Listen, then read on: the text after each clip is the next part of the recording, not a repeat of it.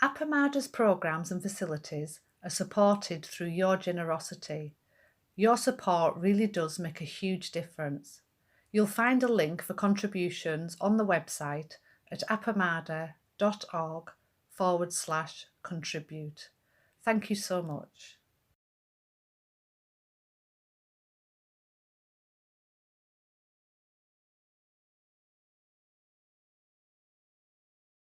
Well, before we start our Dharma activity, I had a poem I wanted to share with you.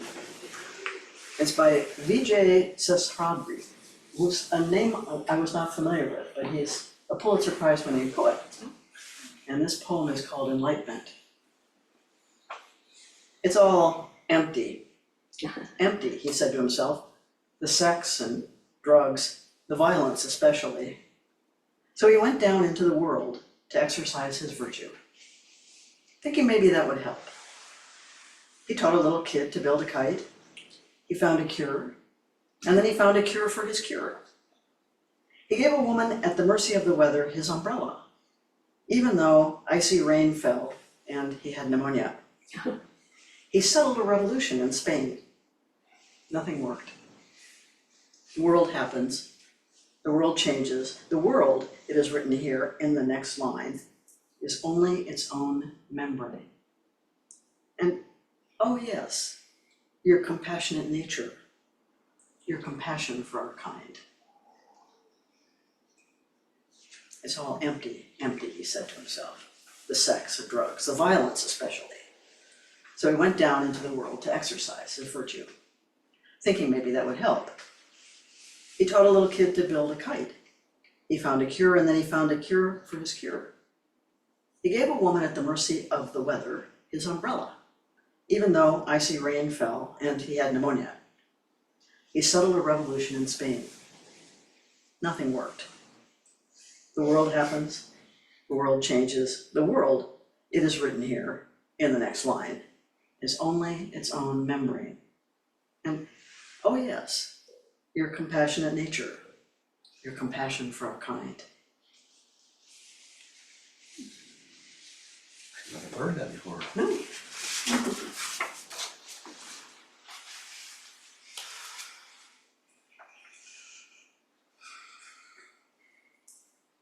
Welcome back. We'll begin this evening as a follow-up to the section that Peg illuminated for us so beautifully today about the instruction aspect of the Fukan Zazen. And it also helps us enter into forms that we promised you.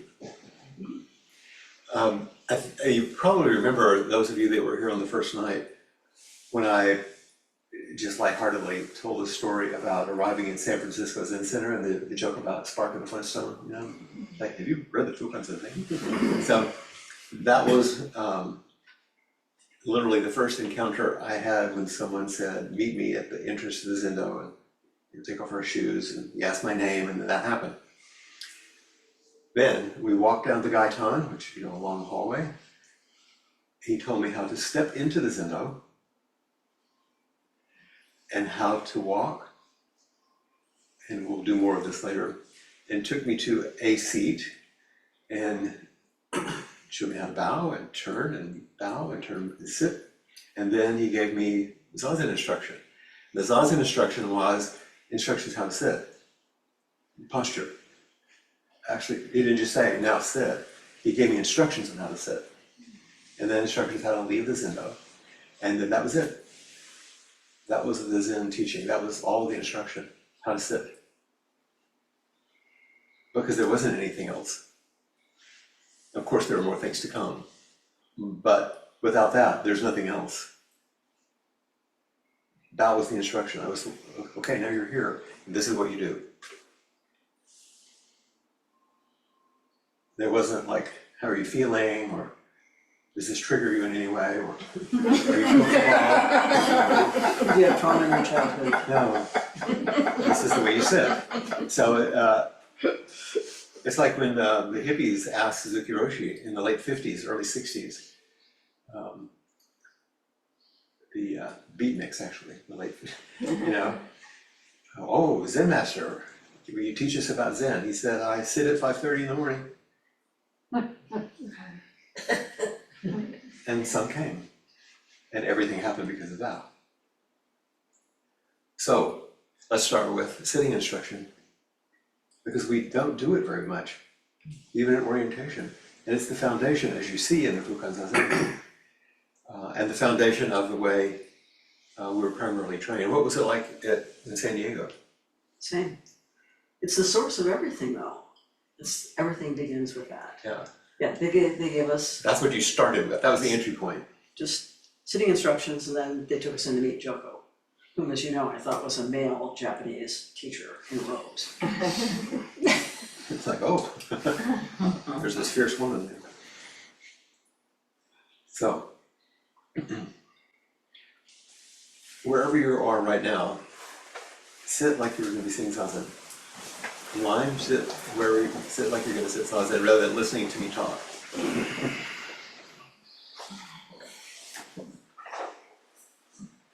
And I'm sure that you remember the basics that we have chanted many times now, and we'll chant more, and that Peg reinforced and opened up for us and gave us some instruction on. But first, just get a sense, a feel for your own sitting. Just for a moment or two. We're not going to do this for very long in this way.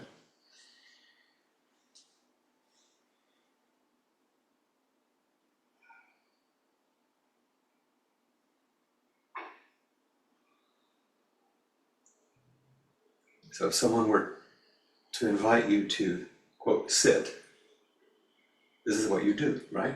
This is what you do.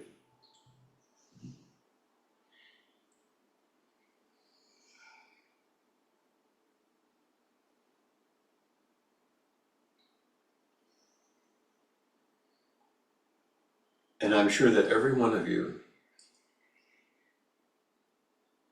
has a lot of information about your favorite places you're going to hurt, right?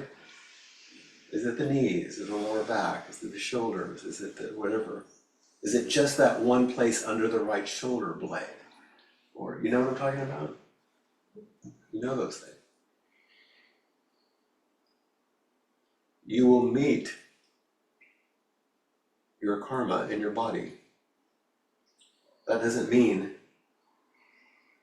punishment or something ill. It means you will come to know in great detail how your body is and has been shaped over the years that you've lived in it. And you'll begin to feel it very intimately.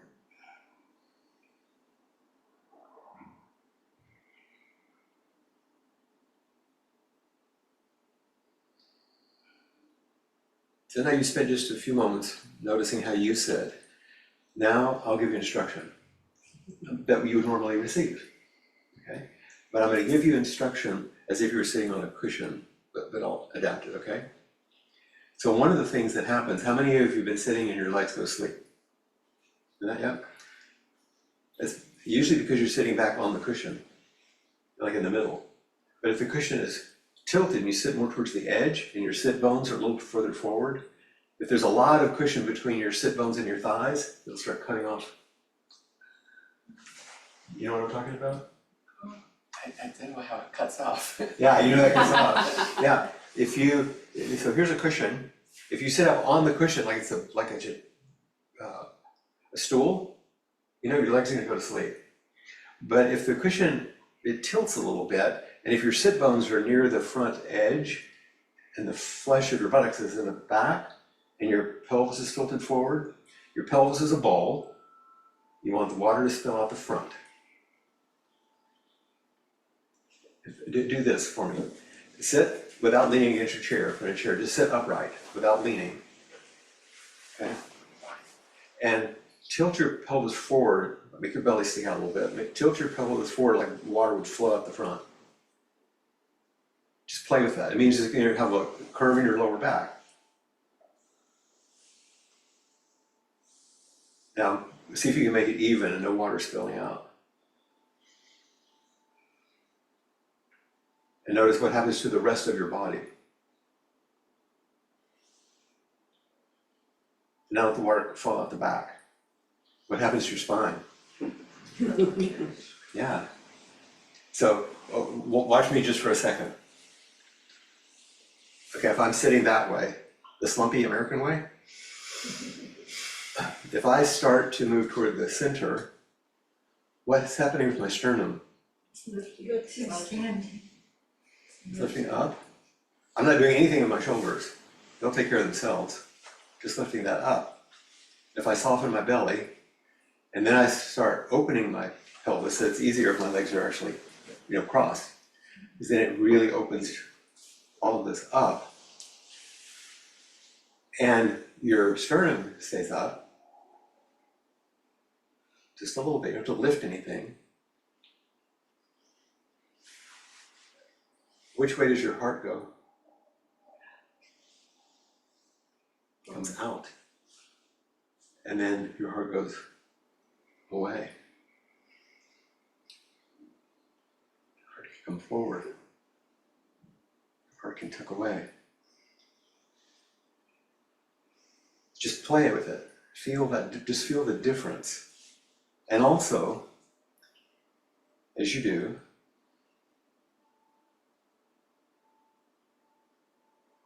when I ask you to open your pelvis and lift your sternum, what sort of breath do you take or exhale? What happens? It's an inhalation, isn't it? Mm-hmm. And when you do the collapse, it's an exhalation, isn't it? Did you ever notice that before? That's how you lose your posture. That's how you start to collapse. And over time, if you get tired in sesshin or whatever, you're sitting for a long time, you'll start to collapse and your back start to hurt. I know the way I know I can make my back hurt really bad is to lean back in the chair. It will kill me. But if I sit up and let my spine hold me in that way, you know how a baby sits? Their legs are just straight out. Just sit there, and they sit up. And you see that lumbar curve, and they just sit there and look around, And you know what they also don't do? When they're just sitting there, they don't do this. Their head isn't forward, like we do by looking at computers, or like therapists do listening for 50 years. So try this. Sit up straight as I was suggesting you do, and put one of your hands on your chin, and then watch what I'm going to do. Just gently push it back, just a little bit. Don't lift your chin, don't push your chin down, just have your head back a little bit. Remember your ears in line with your shoulders, your nose, your navel. And then to try this. Let it go forward. Feel what happens in your chest right away. And your shoulders. This is about 8.5 pounds. And if you put it out even a little bit like that, your neck will hurt so bad after 30 minutes. But if you find the balance.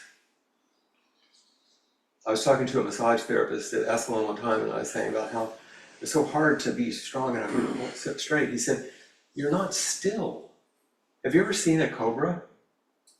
They are completely erect and flexible and alive, but it's a constant dynamic aliveness. Not moving around so much, but they have that, you're just alive.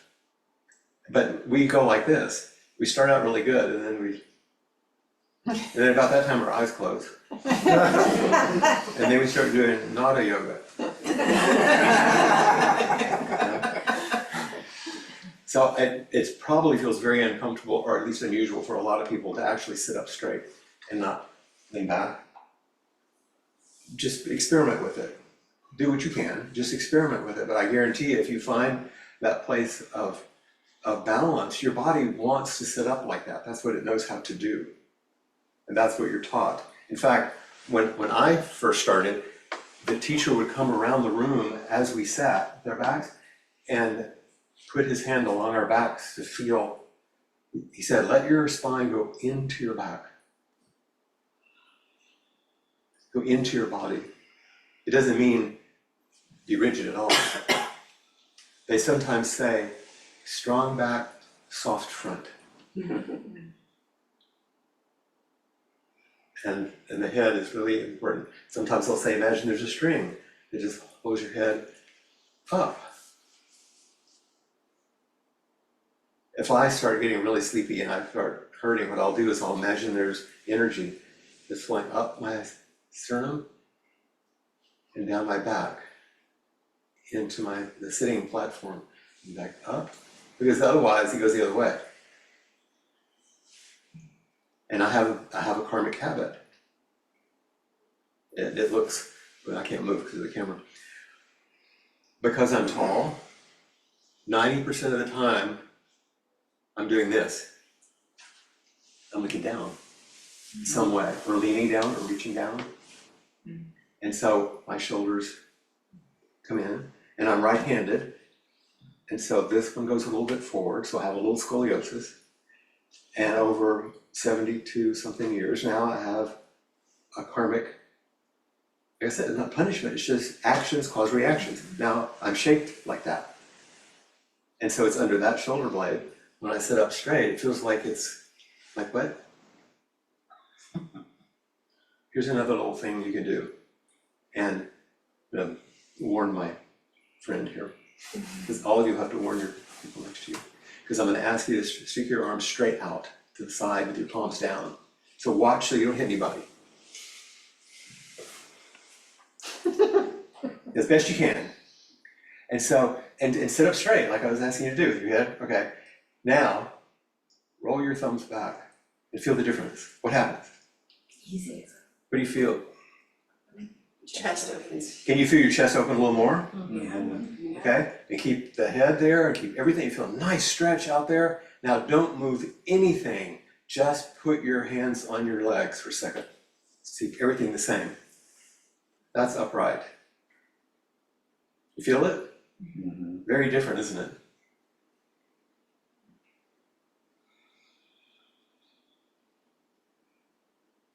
And just like every other habit that can become a habit, it's not the right thing to do, it's the kind of instruction that you're given. I'm giving a little more detailed, almost yogic instructions. So you begin to feel some of the differences in your body as you do it. And it makes quite a difference to sit up straight. We haven't even gotten to the mudra yet. So, I don't remember what Dogen says, I don't really care which hand goes in which, but The left goes into the right. left goes into the right hand, or the other way. It's actually how Reb taught it. No, the left is on top. In Buddhist statues, the right is on top, and there's an explanation for that. They're all Fukan-zazen. energetic things. Wait, what's the explanation? Let's see, I thought they were doing it wrong. no, the left hand is the spiritual, and the right hand is the things of the world. So you put your left hand on top so that you receive the spiritual, right? But the Buddha has it the other way around, so that he can bring the teachings out into the world. So it's this esoteric stuff. Yeah, I mean, It's just like the legs in full lotus. yeah. And Reb would always say, could you do it like that or the other way? The way you can do it. But well, find a place where your mudra can rest. See, it's hard because sometimes we think, oh, you're gonna hold it up, or you have to kind of find a way for the mudra to. Sometimes if you're sitting like this, you can put a little support pillow underneath. And if your hands are not reaching a resting place, you can put a little support pillow, sometimes even fold it in half. Mhm. And you have a place for your Yeah, you see hands. Joan using something there. Yeah. You don't see it online, but she has a little cushion in her lap that helps. And as Peg said this morning, the classic instruction is if there was a piece of paper between your thumbs, if someone pulled on it, they could pull it out. You wouldn't drop it, and also you wouldn't grip it. And if someone put an egg under each of your armpits, they would stay there and not fall. So you're not like big wings out, you're not also like this. Just your arms are just relaxed. And if your It wouldn't head, fall and it wouldn't get smooshed. that's right. If your head is on your sternum, it's up, and you're sitting like this, your shoulders will open, your shoulder blades will just go down your back. You don't have to crank anything. they're just gonna melt. They down just melt down in there, yeah. Joko brought in an Alexander teacher, and her way of explaining it was, let the head balance on top of the neck so that the spine can lengthen and soften. Which always was helpful for me because I had a tendency to want to sit like this and then my back was stiff, right? Sitting up like a good Zen student. Yeah, so it's really a very relaxed position. It's not intended to be Not rigid in the least. rigid or stiff. And you know, there's that instruction in the Fukan Zazengi about rocking when you first sit down. It feels really good, you know? Don't turn, just let yourself be loose, and you don't have to be all rigid and hard or anything. It's where you really feel the center. Then you can find that beautiful, flexible, alive, dynamic center. And as you sit for a while, you'll notice what's in alignment and what isn't. And you just learn, but that's the kind of attention that we're learning in sitting. So Feldenkrais used to say, normal is not natural. So what's normal for you and feels normal for you is not really necessarily the natural alignment your body needs. It's habitual. It's habitual. So it will feel, oftentimes when you get into the correct posture, very unfamiliar. You know, it'll feel unnatural because it's not our normal way of carrying ourselves. That's what I meant by the karmic shape your body has learned. And you do your best. I had a student for a while back at Austin Zen Center who had had a very crippling and disfiguring polio as a child. And so Billy, I mean, literally, if I had, this was his upright. That was him giving it all he's got and really hanging in there.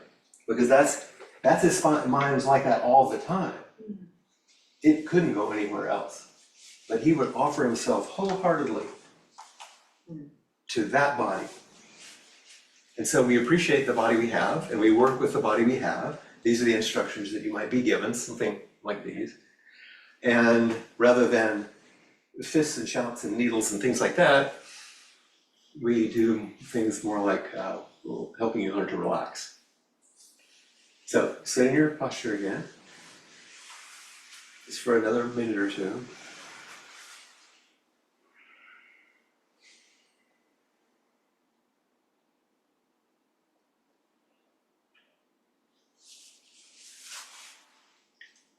And some of you may have seen, maybe not, statues of Kuan Yin. And she has this vessel that she's holding that's pouring out this healing and liberating elixir. It's into a dragon's mouth, but anyway, this healing elixir. Imagine that she is now allowing that to pour over the top of your head. Just sit now and feel the warmth touching the top of your head, the healing, compassionate presence of the Bodhisattva of compassion. And it moves so slowly, like Peg said, like warm wax almost, into your temples,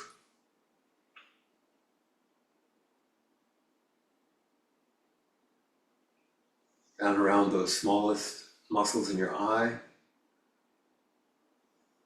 your beautiful cheeks, into your jaw, those strong muscles of your jaw.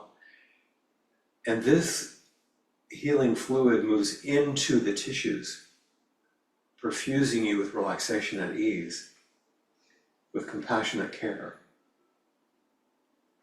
Down the back of your head into those muscles of your neck, around your ears and the sides of your neck and your throat.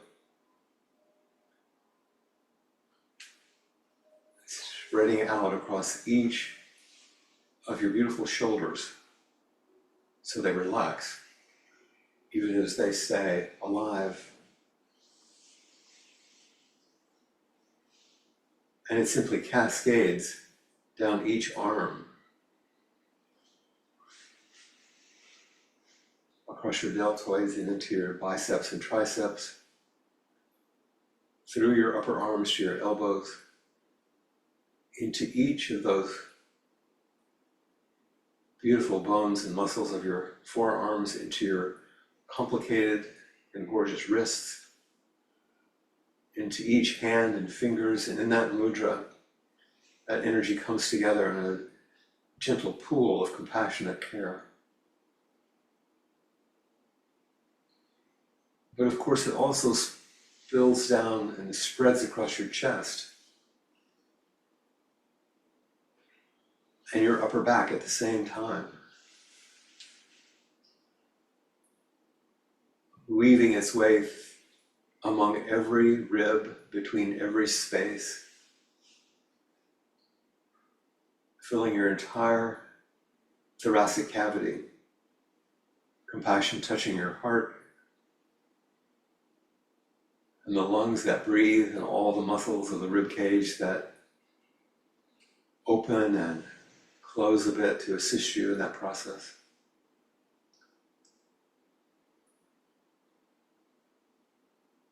And that warm relaxation finds the diaphragm, separating the thorax and the abdomen. As you breathe gently, without any fuss, just breathing.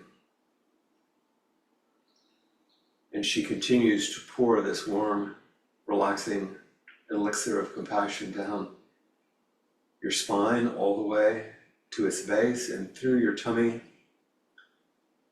around your whole abdomen, filling that ball of your pelvis with warmth, healing, softness.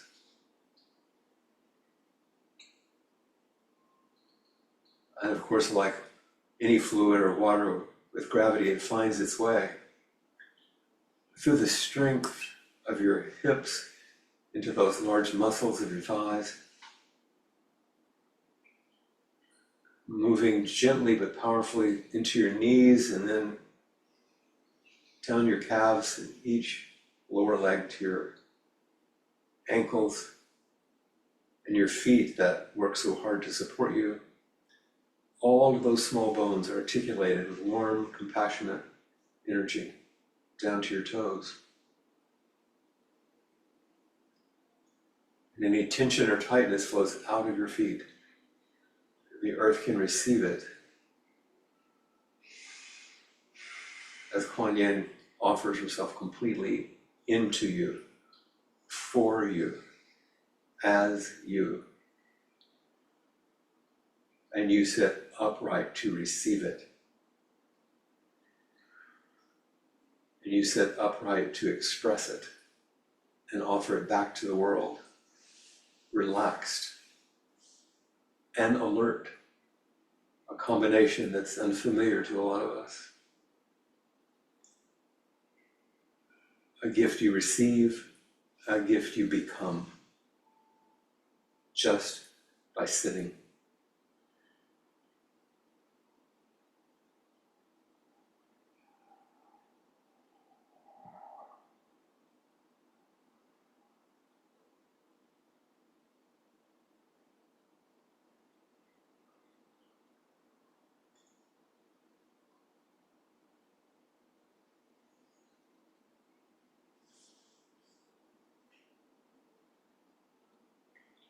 By making this beautiful effort without an aim or desire to change anything, but to receive and to express with each breath your own life and the life all around you.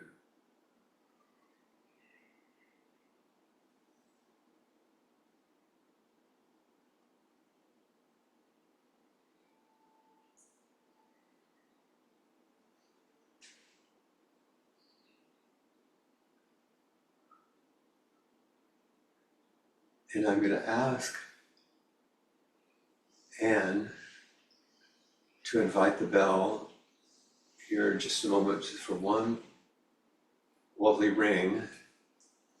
Imagine when she invites the bell to make that sound, that sound is saying, thank you for sitting. Thank you for offering yourself with such wholesome and wholehearted, resolute energy. Thank you.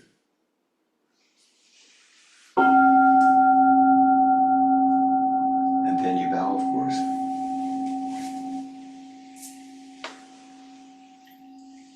Maintain your hands in gasho. Have the tips of your fingers at the height of your nose. And watch my arms for a second. And it's about 8 or 9 inches away from your face.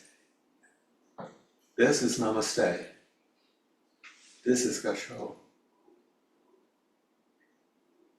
And not with the arms down. But you don't have to be some weird bird, 45 degrees. Yeah, 45 degrees. And there. That's the bow. That's gasho. Do you feel the energy in it? It's a different kind of energy. So then a bow like that. Thank you.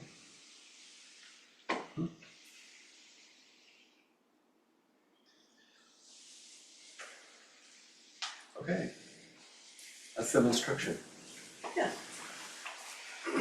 I sometimes talk that that one hand is the relative and the other hand is the absolute. And you want them to just meet. They don't have to mash together and they don't have to be like sort of hard. They just meet, relative and absolute. And I know I've said this before, but there's a very interesting thing in the room, which is that Darcy is Suzuki Roshi. And I'll tell you how. Suzuki Roshi had a broken finger. So do your gasho. You see the little finger? Suzuki Roshi was exactly like that. What's funny is I don't see it, of course. Of course not. Because I'm this way. But when I zoom, I see it. Yeah. Uh-huh.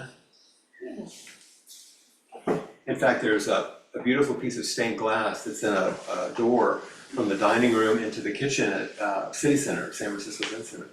And it's just a stained glass of Suzuki Roshi's gasho. And it has The little finger. It has the stiff finger in there. Well, that okay for instruction? Yes, perfect. Okay. Cassie? So, if I notice that I'm going this way,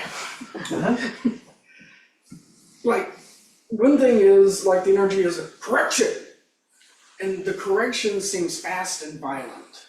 Yeah, that's fast and violent. And that there's a right and a wrong, it's like, oh, I'm doing it wrong, so my mind is already, a million miles away from it. So what Joko taught us about this is, yes, you may change your posture if you can do it so mindfully that the people sitting on either side of you don't know what's happening. So that to just like slowly, Very slow, it's very subtle. And Turn the camera so you can see her just for a second. yeah, So do your thing. Hey, show me how it looks. okay, so then I'm down to the left, down to the left. All I'm gonna do, stay there, all I'm gonna do is demonstrate the spirit of it. Because Peg just gave you the proper instruction, that's exactly what to do. But here's the spirit of the way you do it, okay?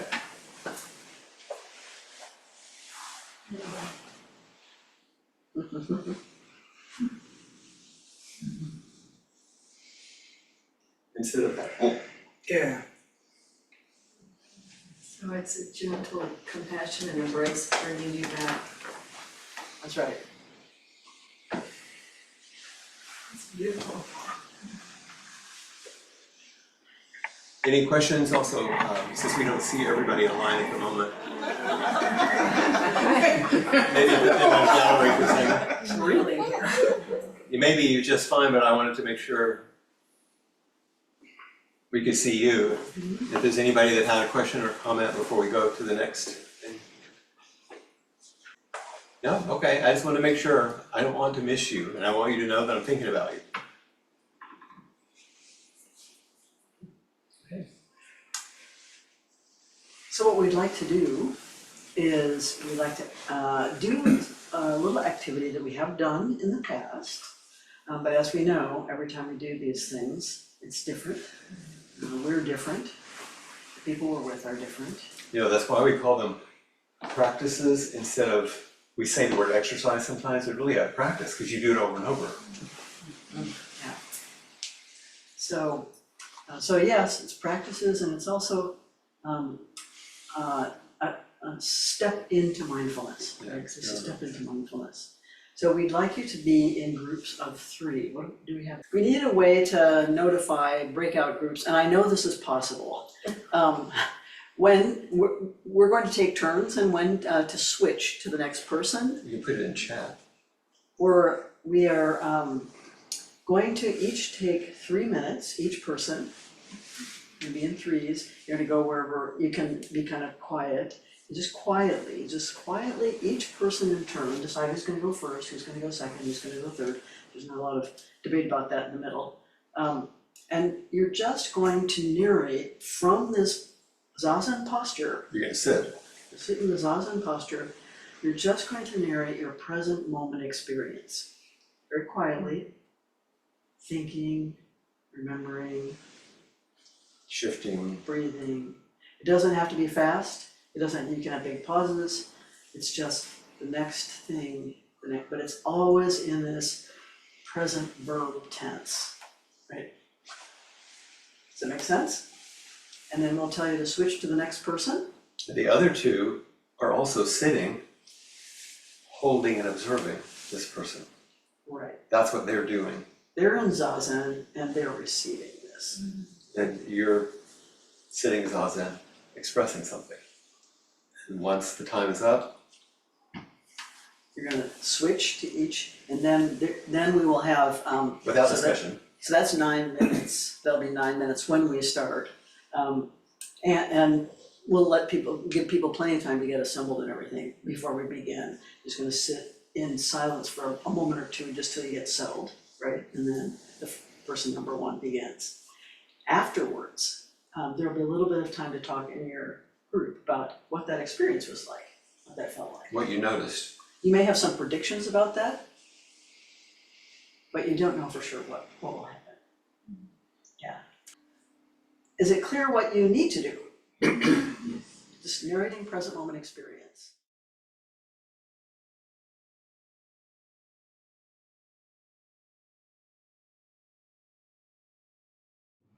As always, we're curious about any reports you might have that you feel inclined to share about your experience, surprises, learnings, concerns, questions.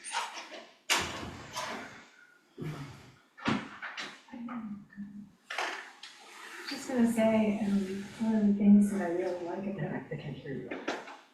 okay. Oh, my question is very sorry. One of the And things. talk like you're talking to the person furthest away. Then we can hear. So one of the things that I really appreciate about that exercise is having the permission to really look at someone's face while they're doing this exercise. It's like opening a whole new world in a way, and that it always makes me feel so tender towards the person who's talking. So that's one of the things that I greatly appreciate. Yeah. Peg and I were just talking as we were sitting here that it's not a complex thing. It's very simple, but immensely intimate. Mm-hmm. What? Immensely intimate, even though there's not much happening. I mean, external. Interaction. Yeah, so thank you. That's a beautiful way to say it, though. Yeah. I was surprised that, that it's not what I do when I'm sitting. That it's what? Not what I do when I'm sitting. Uh-huh. It's a very easy thing to do, and I felt present. I wasn't drifting.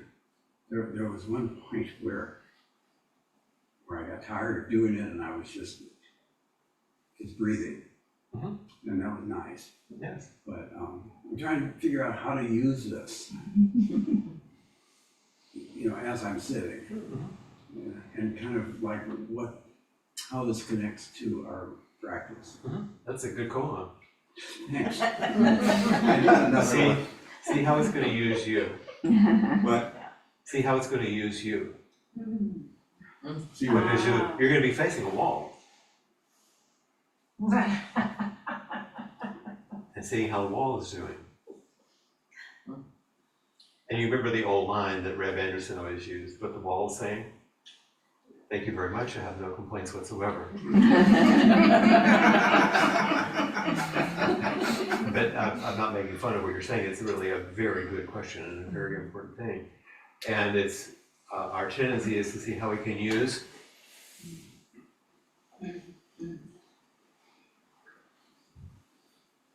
that's online. Michael. So the thing that I was most surprised about, and maybe I shouldn't have been, is the glimpse into other people's minds, how their thought patterns work, how they jump around, and how different it is from mine. I live a lot of my life assuming that other people are thinking the way I am, which is, of course, a very silly way to live, but it's what I got accustomed to. So that's what I carry around with me. So it was really interesting. Welcome to our world. As people come to us in practice discussion. Oh, it's remarkable, isn't it? Yes. Beautiful. Your garden of delight. It would, what is Dogen called sitting? The Dharma gate of repose and ease. The Dharma gate of repose and bliss. and bliss. Yeah. It's like, oh, this is not a punishment so you'll feel bad. This is the Dharma gate of repose and bliss. Sometimes our friends help us know that. Suzanne, yeah. Thank you. I had two main reactions. One was the sense of intimacy of, as you said, Flint, I think a couple other people said too, of having a glimpse into that other mind, like Michael just said, and how, and for it was really Ellen who shared. We had some other technical issues, and so she was the main one I could hear, and just to sort of, wow, look at how different it is, how she flows, how she also said in the middle of it, I don't really like doing this. And I thought, yeah, I don't either. So I don't really want to talk, is what she said. So that was kind of the second thing, is that it was very curious to do it, but I found that I was watching how every time I said a word, it kind of stopped me. It kind of broke the flow, and then I'd sort of come back, and then so it was this kind of back and forth that felt a little bit disruptive to me. So it wasn't. It was interesting. It wasn't my favorite thing to do, but thank you. So you got a real feel for some of what Dogen is talking about in terms of how discursive thought is not actually what Zazen is, not the engagement of Zazen. Yeah. There's some relationality things that for some people it deepens, for some people not. But there's also, you realize, oh, words start taking you to somewhere else. Yeah. So there's many, many things to learn, including how vast the mind is, not just my mind, your mind, her mind, his mind. The mind is very vast. Mm-hmm. Mm-hmm. Well, it felt like it engaged to speak. I could feel a different part of my brain working, Sure. to articulate that, because I had to think the thought in order to say the word. And so it was kind of a two-step thing. And then to let go of the thinking and let go of the word and come back to breath. So, And then you become more intimate with a preference you have. yes. Another bit of grasping. Yeah, I don't particularly like this. That's okay. It's just, oh, there's a place I grasp, Yes. Cool. Yeah. Good. That's what creates the gap, the like and dislike. That's what creates the gap. Mm-hmm. Mm-hmm. And people do it. It's not a problem. It's something to notice. Mm-hmm. Mm-hmm. Oh, preferring. Mm-hmm. I Yeah. And learned something really important about language too, which is all wrapped up. And we're gonna say more in the next couple of days about that. Exactly what you're tabbing here. Okay, great, thank you. I think one of the things that She's first. Go ahead. one of the things that interests me about this exercise when I've done it is, I'm listening to someone with no need to respond, answer, fix, problem solve. It's just pure listening. It's just pure receiving. I'm not required to do something, responsible for doing anything in response to what is arising. To construct a self in response to. Right. It's Right, almost exactly. like that takes the judgment out of it. Takes the judgment right out of it, yeah. There's no You're judgment. no responsible, that's right, you just, all you're supposed to You're not do thinking to is- yourself, how can you be remembering now when you should be actually breathing? And Bridget, I think you had your hand up. Did you? Yes, well, I didn't enunciate, what was going on. I've been so focused on timing the other two that when it was my turn, I completely forgot to do that, but I felt very held by the other two people. And because you mentioned that quote about bliss, I think my blissometer was at a very high level. And I especially benefited from the instruction you'd given us about relaxing our feet and so forth. So I was consciously relaxing and Nellie had used the term smiling, and I don't think I've ever thought about smiling during Zazen, so I gave myself permission to smile. It's a really great piece of Zazen, the smile. I didn't know that. That's why I was saying to Mel, like, thank you for sitting that whole period. Right, so that was great. We'll actually do the same exercise sometimes without words and have people just witness and then watch the whole play, the liveness that doesn't have, Suzanne, that doesn't have any words too. That's another way to do it.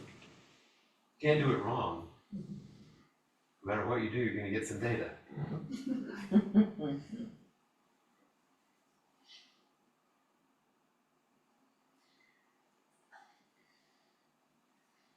Even though we all seem to have a little bit of discomfort going into this, we all could do it for 3 whole minutes.